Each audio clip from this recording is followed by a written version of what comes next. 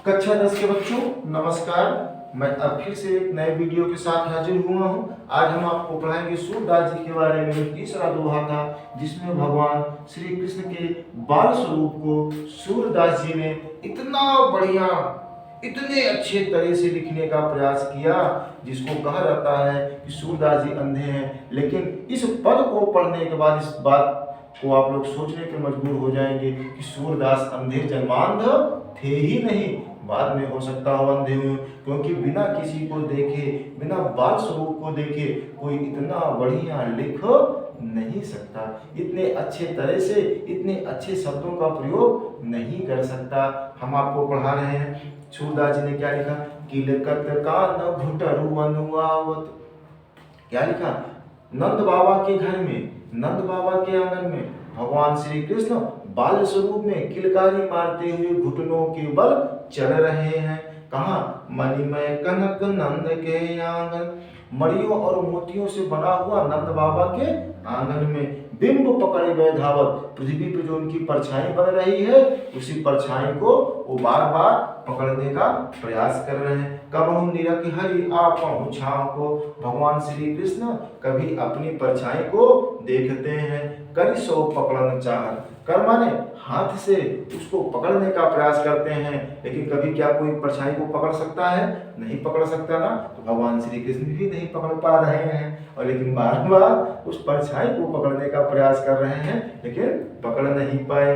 किलकी हंसत राजत दुई दंतिया, भगवान श्री कृष्ण किलकारी मार के हंसते हैं, किलकारी मार के हंसते हैं, तो उनके आगे के जो दो दांत हैं वो दिखाई पड़ते हैं, और यही प्रक्रिया पुण्य पुण्य ते होगा, यही प्रक्रिया वो बार बार करते हैं और लोगों को खुश करते हैं, माता यशोदा को संतुष्ट करते हैं, माता यशोदा की आत्मा को तृप्ति होती है अपने सुंदर पुत्र के स्वभाव को देख के, अपने सुंदर पुत्र की बाल लीला को देख के।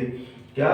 कनक भूमि पर कर पग छाया, उस सोने से बनी हुई जमीन पर जब भगवान श्री कृष्ण के हाथ और पैर की परछाई पड़ती है, यह उपमा एक राजत, इससे उस जमीन की सुंदरता और अधिक बढ़ जाती है।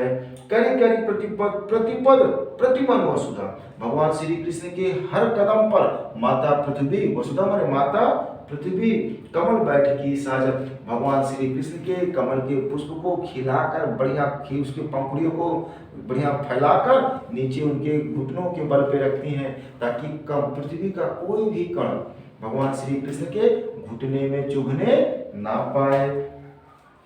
बाल दशा सुख निरख यशोदा, माता यशोदा जी अपने पुत्र श्री कृष्ण के बाल स्वरूप को देखकर पुनि पुनि नंदो बुला, पुनि पुनि माने अनुप्रास अलंकार का प्रयोग किया गया है, बार बार नंद बाबा को बुलाती हैं कि हे नंद बाबा, नंद बाबा माने हे कन्हैया के पिताजी, आप आइए, अपने पुत्र की बाल लीलाओं को देख के जिस प्रकार से मैं सुख को प्राप्त कर रही हूँ, तुम भी सुख को प्राप्त कीजिए, इसलिए नंद बाबा को बुलाती हैं। अचरा तर लय ढाकी, जब नंद बाबा लोग आ जाते हैं, सब लोग और घर के अन्य लोग आ जाते हैं, तो माता यशोदा अपने पुत्र को अपने गोद में उठा लेती हैं और उसको आंचल से छुपा लेती हैं, और आंचल से छुपाकर अपने प्रभु को बड़े ही खुशी से, बड़ी ही प्रसन्नता से दूध पिलाती हैं। आंचल से छुपाना मतलब ताकि किसी की नजर हमारे बेटे के ऊपर ना पड़े, अगर नजर पड़ेगी तो नजर लग जाएगी, नजर लग जाएगी तो समस्या उत्पन्न हो जाएगी, इसलिए माता यशोदा भी ढांक के दूध पिला रही है। माता यशोदा को नहीं पता कि उनके घर में स्वयं कौन, जगत के पालनहार भगवान विष्णु का जन्म हुआ था। इसमें भाषा ब्रज भाषा का प्रयोग किया गया है, रस क्या है, वात्सल्य रस का प्रयोग किया गया, क्योंकि माँ और बेटे का, माँ और बेटे के साथ साथ पिता और बेटे का भी प्रेम दर्शाया गया है। रस वात्सल्य रस, भाषा ब्रज भाषा, अलंकार अनुप्रास अलंकार का प्रयोग किया गया है। अगले वाले दोहे में हम आपको पढ़ा रहे हैं कि ये दोहा जो है बाल लीलाओं का नहीं, थोड़ा सा भगवान श्री कृष्ण बड़े हो गए हैं, जब बड़े हुए तो इतने बड़े हो गए वो अपने पैरों से चल सकते हैं, और थोड़ा समझदार भी हो गए हैं। अपनी माता से एक दिन हट करके बैठ जाते हैं और बोलते हैं कि माँ, क्या मैं अपनी सब गाय चराई हूँ, हे माँ, आज के बाद से जितनी गाय हैं हम खुद स्वयं अपनी गाय को जंगल में चराने जाएंगे। प्रात हो तो बल के संग जई हो, प्रातः काल ही अपने प्रिय भाई बलदाऊ के साथ जाऊंगा। तेरे कहे न रही हो, अब तुम्हारा कहना मैं मानने वाला नहीं हूँ।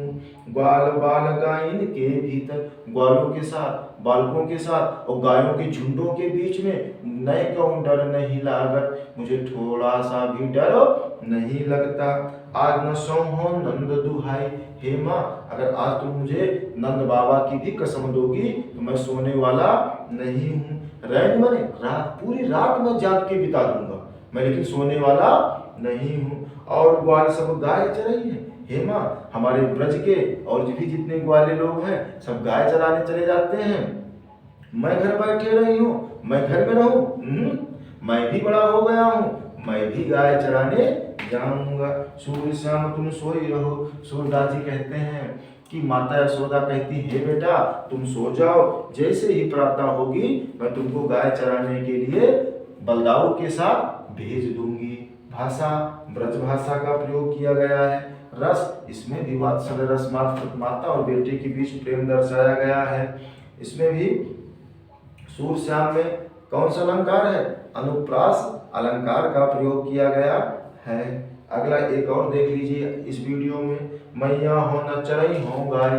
भगवान श्री कृष्ण गाय चराने चले जाते हैं, लौट के आते हैं, उनको ग्वाल लोग, बालक लोग बहुत परेशान करते हैं, अपनी माता से शिकायत करते हैं कि हे माँ आज के बाद मैं अब अपनी गाय चराने नहीं जाऊंगा। शीघ्र ग्वाल घिरा वो तुम, जितने भी लोग हैं सब मुझसे ही पूरी गाय को इकट्ठा करवाते हैं और स्वयं एक जगह बैठे रहते हैं। जिस मेरे पाए पिराए, लगातार दौड़ने से, गायों को इकट्ठा करने से मेरे पैर में दर्द हो गया है।